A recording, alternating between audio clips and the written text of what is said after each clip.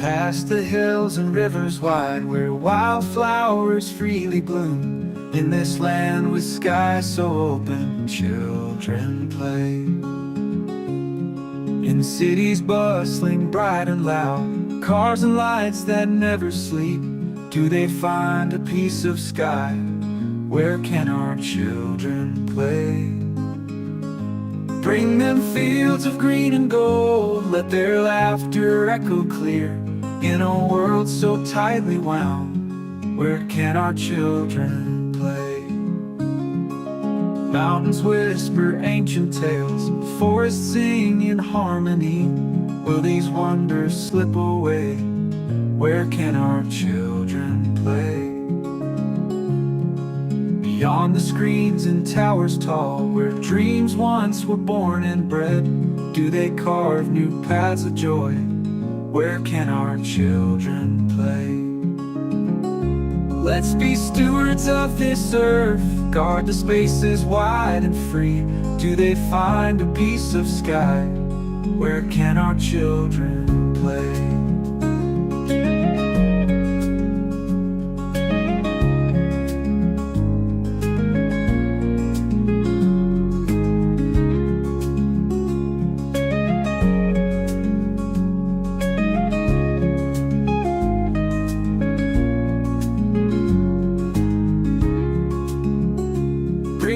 Fields of green and gold, let their laughter echo clear. In a world so tightly wound, where can our children play? Bring them fields of green and gold, let their laughter echo clear. In a world so tightly wound, where can our children play?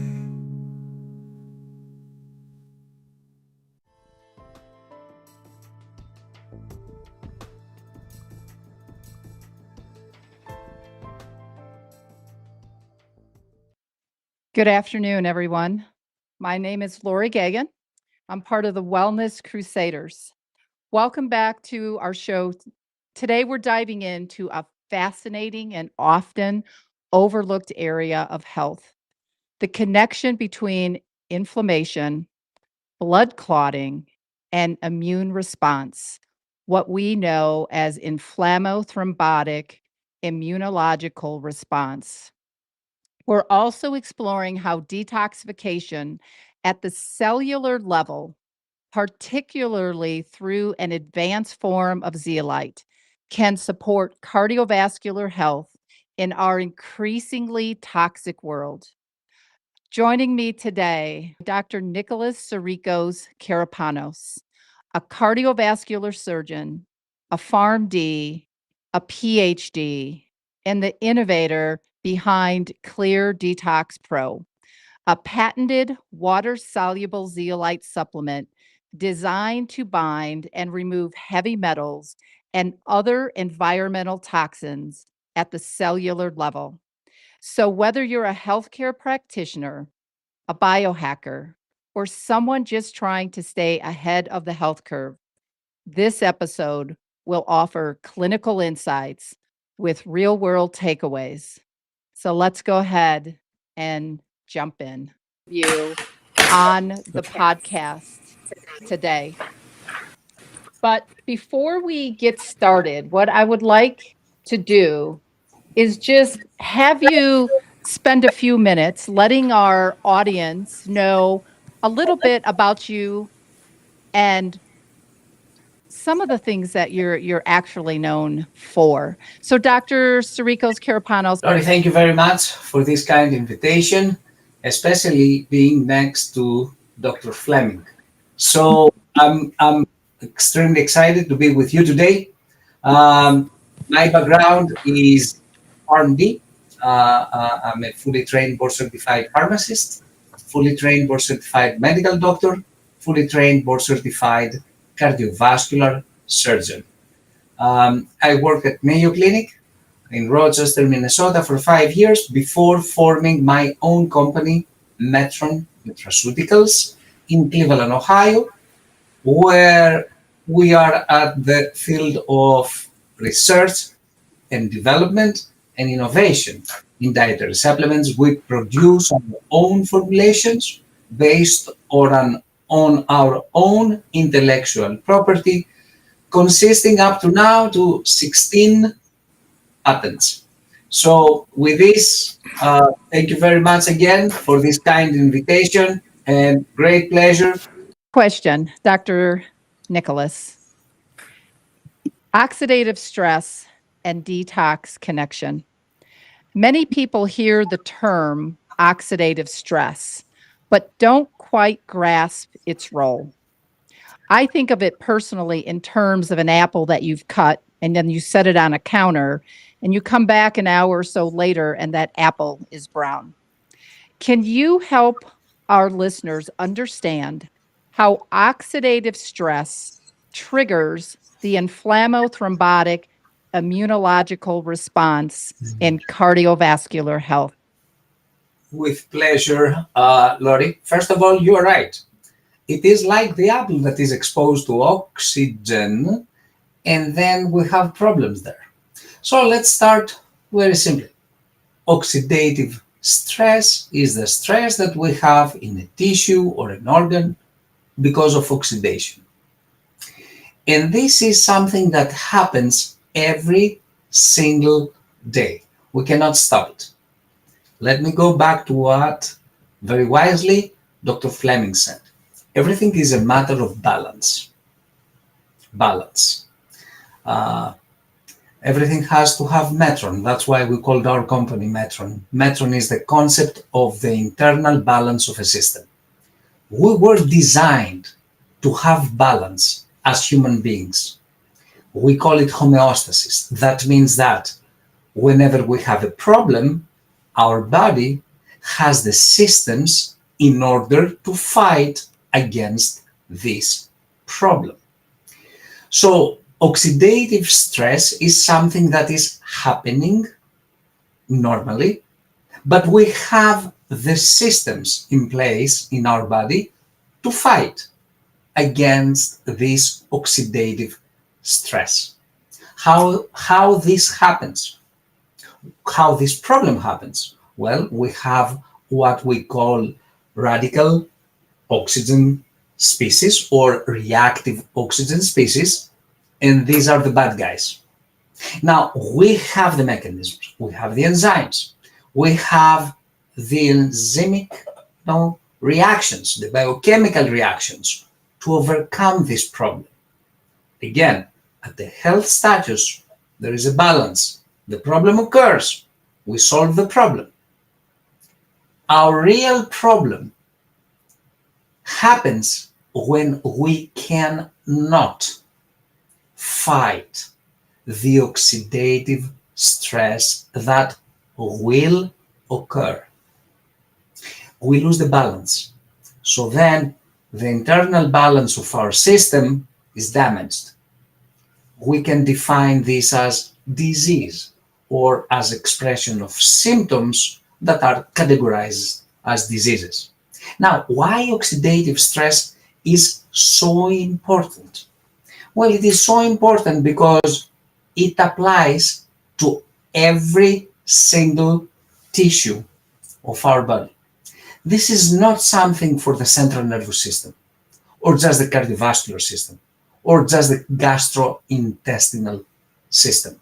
This applies to every single system of our body, every single organ of our body.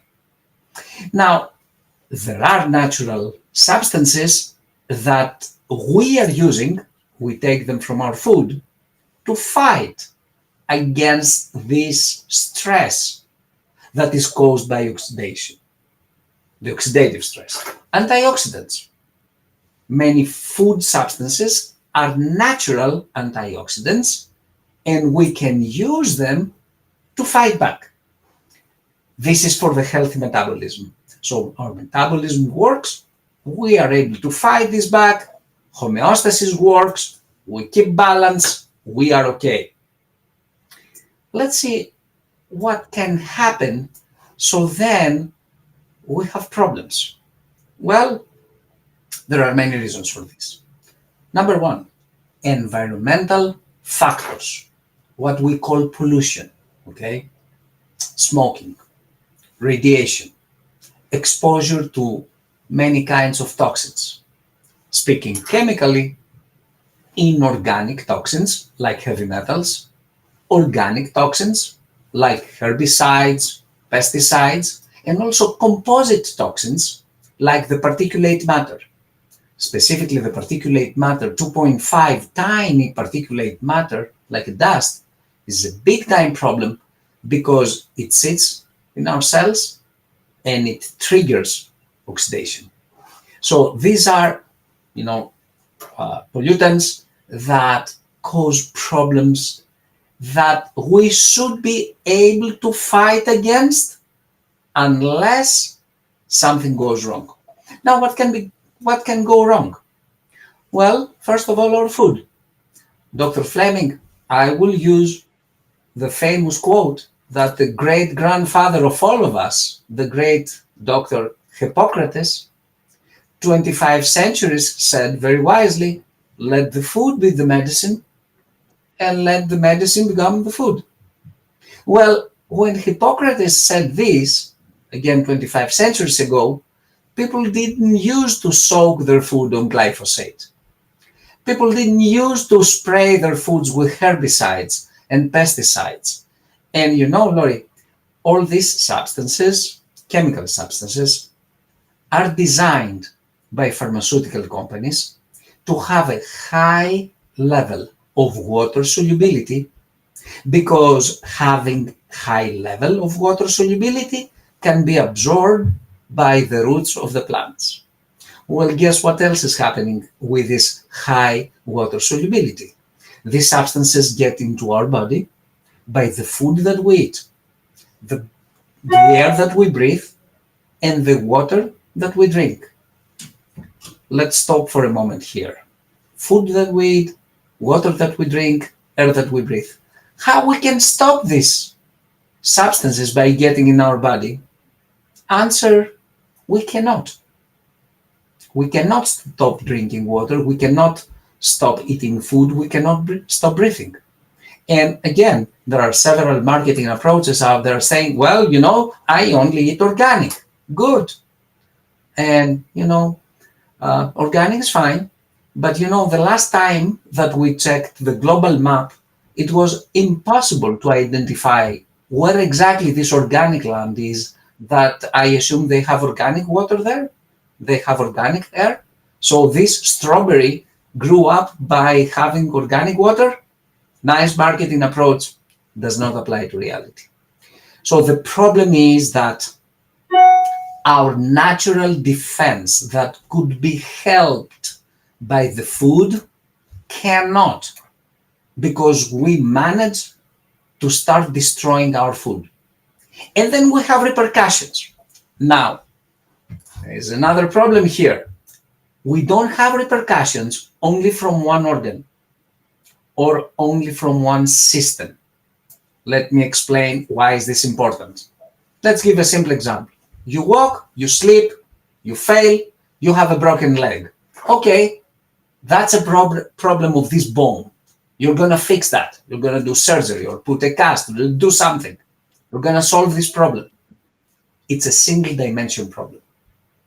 The problem with environmental toxicity and its repercussion in our inability to fight with the oxidative stress relies in something which is very, very important. Our actions, our homeostatic mechanisms to defend ourselves are chemical reactions in our body, everywhere in our body, in our cells. The problem is that heavy metals and other environmental toxins, organic and inorganic molecules, are a factor or a cofactor, certainly a common denominator for many wellness problems and many health problems, because heavy metals and environmental toxins interfere with many biochemical pathways in our body, and they influence these biochemical pathways, making them to malfunction or go slow. So it's a very complex issue here. That's why you see people that they have hypertension and digestive problems and this and that and the other thing. How is it possible to have 10 conditions at the same time? Well, because you get in your body toxins that interfere with all the systems that malfunction and create these conditions for your wellness, and after a certain point for your health, and sometimes can become lethal. That's a great explanation. Thank you for that. Dr. Tsirikos, and I'm so used to calling you Dr. Nikolaos. That's fine. Dr. Tsirikos, your innovative work in coronary artery flow at Mayo Clinic resulted in 2 prestigious awards, the Grillo Award and the Robert Emery Award. Can you tell our listeners about the inspiration behind this work? Oh, thank you, Laurie.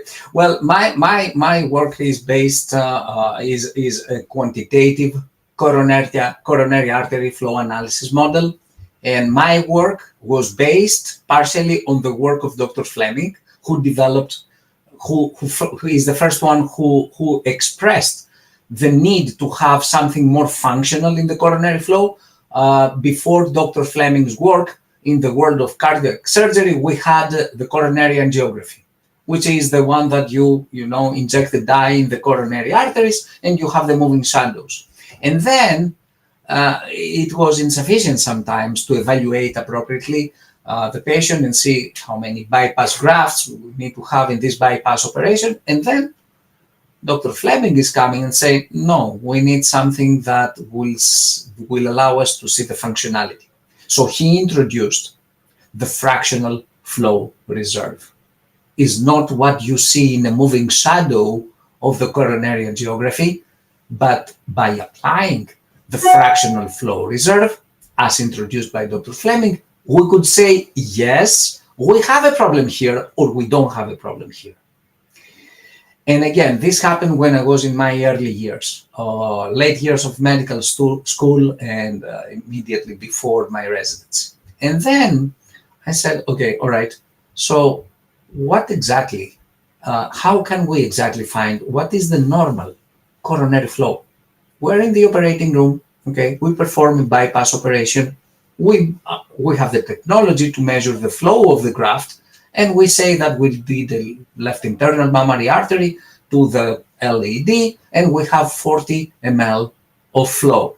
Okay, what does that mean? First, we have flow. Okay, all right, our anastomosis is good. Second, we have 40 ml, not minus 40. That means we have flow to the heart, not from the heart. Okay, that's good too. What the number 40 means? The question in my mind was like, what was the coronary flow in this coronary artery, in this human being, before he became a patient? And then I said, why don't I know this? What have I missed? Well, I've missed nothing, because the information is not in the physiology books, believe it or not. So then, Laurie, I would use something also from the automotive industry that I'm fan. Let's suppose that you have your car, new car, everything is fine. You drive the car, you press the gas pedal, the car does not accelerate. Oh no, we have a problem now. You get the car to the dealership. You say, look, I press the gas pedal, does not accelerate. The dealership is good and say, don't worry, we'll fix it. Here's the mechanic. Takes the keys and tells, don't worry, come in 2 hours, we're gonna be fine. Okay, you're happy now. And as you step out of the dealership, you turn and say, oh, by the way, what is the output of my engine in horsepower? How would you feel if the mechanic would say, oh, we don't know that? Believe it or not, that was exactly the case with the coronary artery flow before the innovative pioneering work of Dr. Fleming and before the work of many researchers all over the world, including the work that we did at Mayo Clinic. So this was the inspiration. And we did some good work. We showed for the first time that if you have ischemia, if you induce ischemia in one lung, then the coronary artery flow drops down. We proved that for the first time in the world. And actually, we connected this when we found the correlation between the coronary artery flow and the cytokine interleukin 6 and with cardiac troponin. This gives us the prestigious Grillo Award. Then, so we described two mechanisms at Mayo Clinic. We described the mechanism of how, and we explained how problems in the coronary arteries in the heart occur when we have ischemia outside of the heart. Okay? And the second mechanism we described is once you solve the problem of ischemia in the lung and you reestablish the flow of the blood to the lung, why coronary artery flow becomes worse initially. And we described the mechanism of the ischemia-induced reperfusion trauma.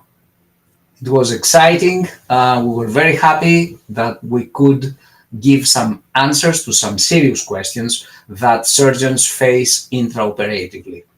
The Robert Emery Award came after that because we were able to show for the first time that you can implant in the heart, in the left ventricular apex, you can implant on a beating heart an apical aortic valve to treat serious or severe aortic stenosis on a beating heart without compromising the coronary flow. This was a first. Unfortunately, we never thought to call, the Guinness Book of Record there to record that for the first time we measured 8 arterial flows. Nobody had done it before. We were the first that we did this at Mayo Clinic. Exciting times. I still feel, as Dr. Fleming said, I'm a little younger. I'm 58. But I think we share the same thing with Dr. Fleming. I think we both feel that we have just warmed the engine here. Oh, I love it. Oh my gosh. Both of you, it's just so amazing what the two of you have been able to do for science. So, Dr. Tsirikos, I often hear you talking about chronic inflammation and systemic inflammation. And it's when one passes over the cellular membrane.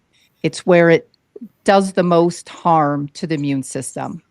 Can you tell our listeners a little bit about that so that they can understand? I will.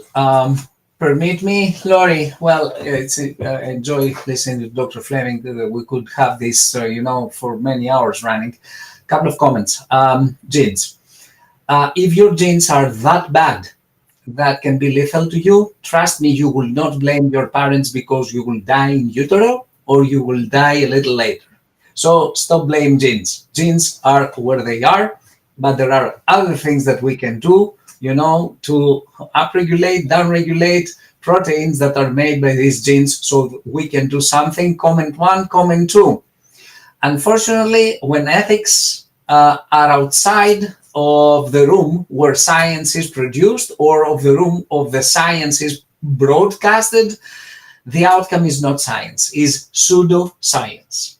And these people who do that are not real scientists. These people are scammers. Third, we are all together in this. If we learn something with this pandemic is that the health of our neighbor is very important, not only to our neighbor. The health of our neighbor is very important also to us. So, there are not things that we can do to squeeze ourselves somewhere in the safe zone and everything is going to be okay for us. Let the others die. Yeah, this does not apply. Okay, with these comments, it's very important to understand that all the biochemical reactions are happening in our cells. Okay, and in our cells, we have the engine of the cells, which is the mitochondrion. Laurie, mitochondria used to be independent organisms. And these organisms at one point could not survive. So at this point, there was a synergy between other small organisms, single cell organisms, that they wanted more energy. And they said, why don't we cooperate? Laurie, we have our own DNA. Our mitochondria have their own DNA, the mitochondrial DNA. And when something goes wrong there, we have the mitochondrial diseases and so on. But the whole battle is with the cell. I said many years ago when someone copied and started saying this, you can't be well if you don't fix the cell. Cannot. Or you can, put a band-aid in your wellness and health. Yeah, things are not going to be okay. And the whole battle is at the cellular level. And this is the reason that we created our formulations to be water soluble. And we designed them in such a way to be able to cross cellular membranes, to be absorbed in the gut, to have a systemic action. And not only our formulations, our detox formulations are acting at the cellular level, but they are acting at the subcellular level in the mitochondrium, where the whole battle, this is the battlefield for wellness. But it is extremely important to understand that you can put a makeup, you can make your hair. This is not fixing your cells. You need to be able to help the homeostatic mechanisms of your body to maintain homeostasis at the cellular level. One more comment. Laurie, let me simplify something that Dr. Fleming said. I think I explained what Dr. Fleming did with the fractional flow reserve, gave us the tool and the methodology. As the cardiologists and cardiac surgeons, to understand what is the actual need for this patient this moment. That's in the field of cardiology and interventional cardiology and cardiac surgery. What Dr. Fleming is doing right now, he's doing this functional analysis, not a static thing. Let me see one value of one parameter. But his model is doing this, his methodology is doing this at the holistic level, at the human body level. And that's unique. I hope that our colleagues, cardiologists, medical doctors, and practitioners in the whole spectrum of healthcare and wellness start thinking this way, because we have a holistic problem to solve. Our wellness. It's not one tissue. It's not one system. It's not one organ. Everything is interrelated. So that's where we are heading. I think Dr. Fleming is paving the road for serious research and application of the findings of this research for the medicine and the wellness as it will be applied for the next 50, 100 years.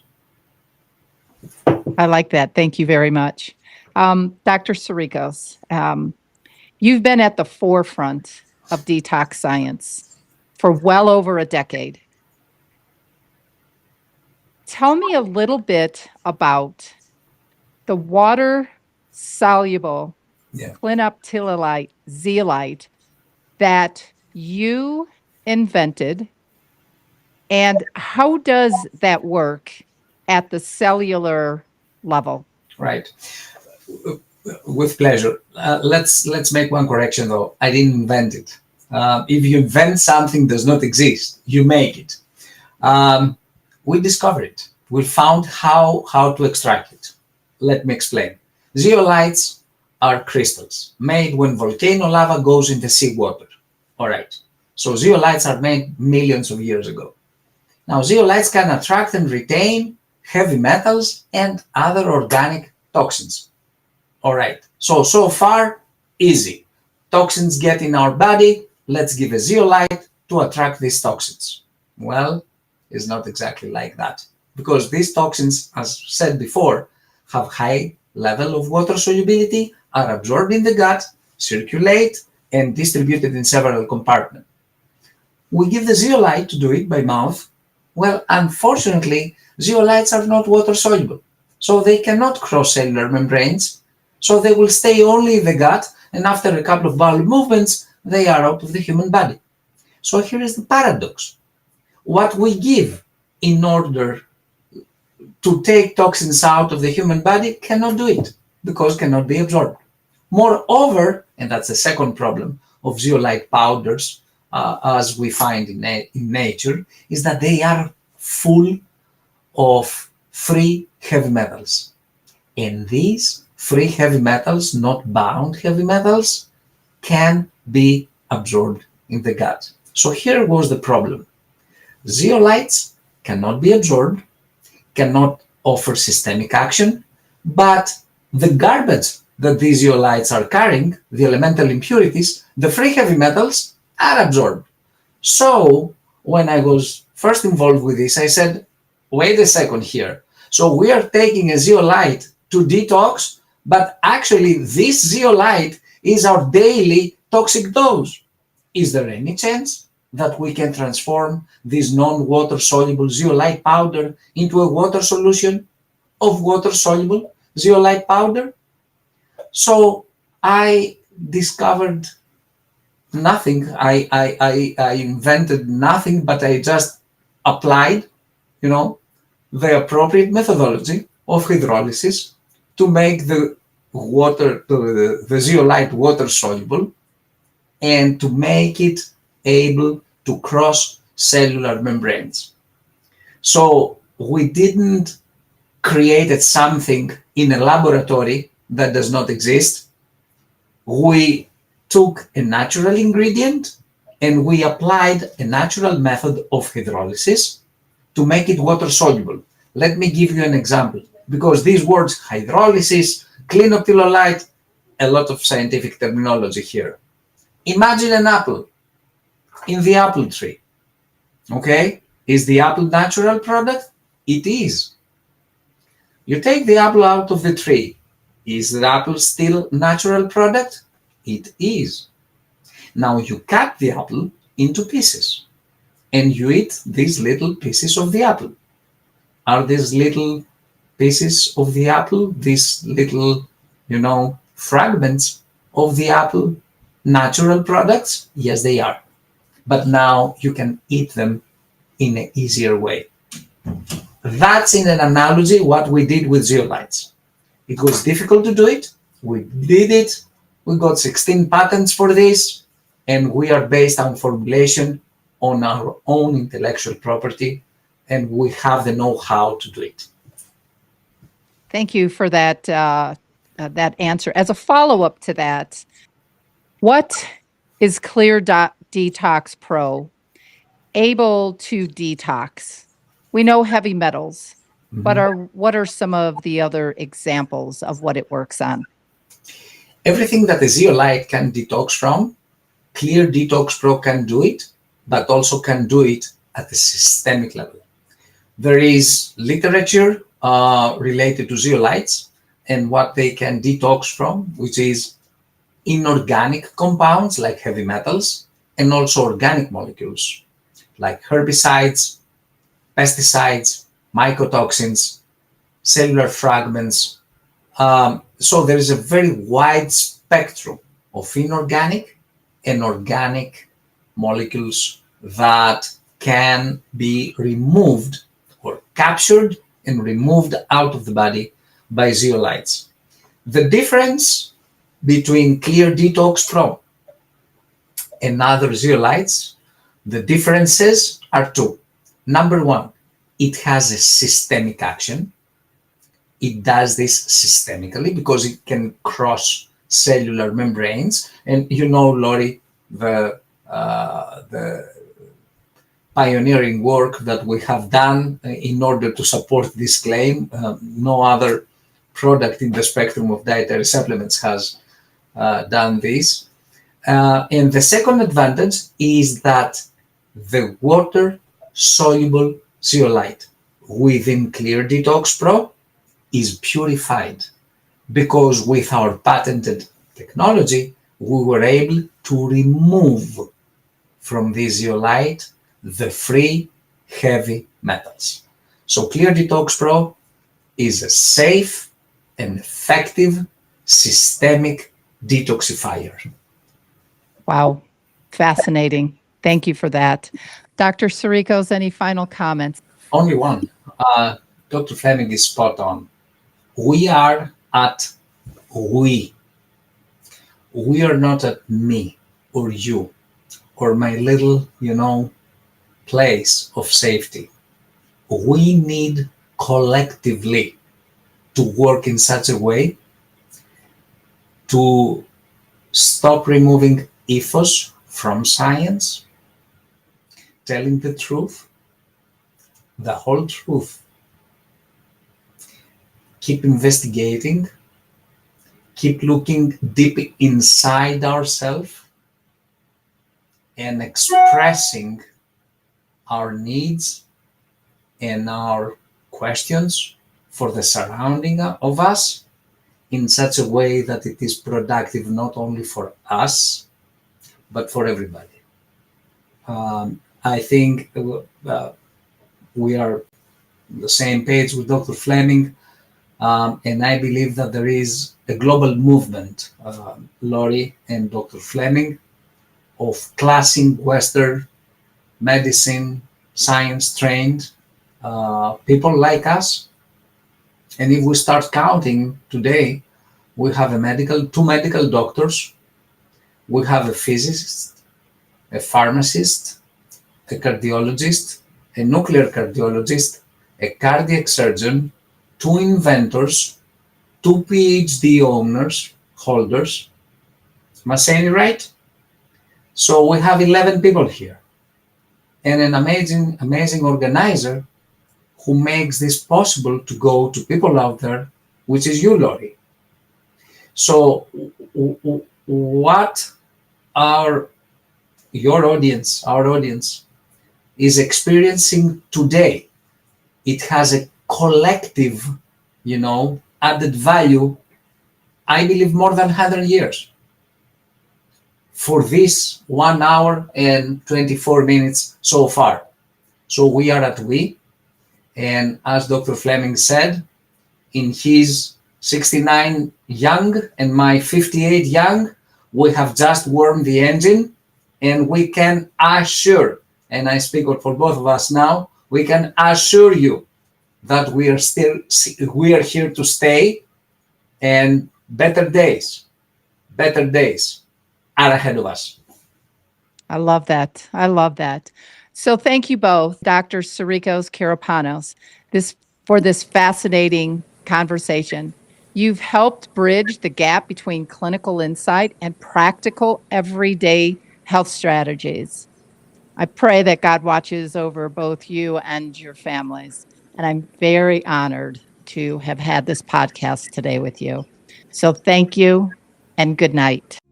Bring them fields of green and gold, let their laughter echo clear. In a world so tightly wound, where can our children play? Bring them fields of green and gold, let their laughter echo clear. In a world so tightly wound, where can our children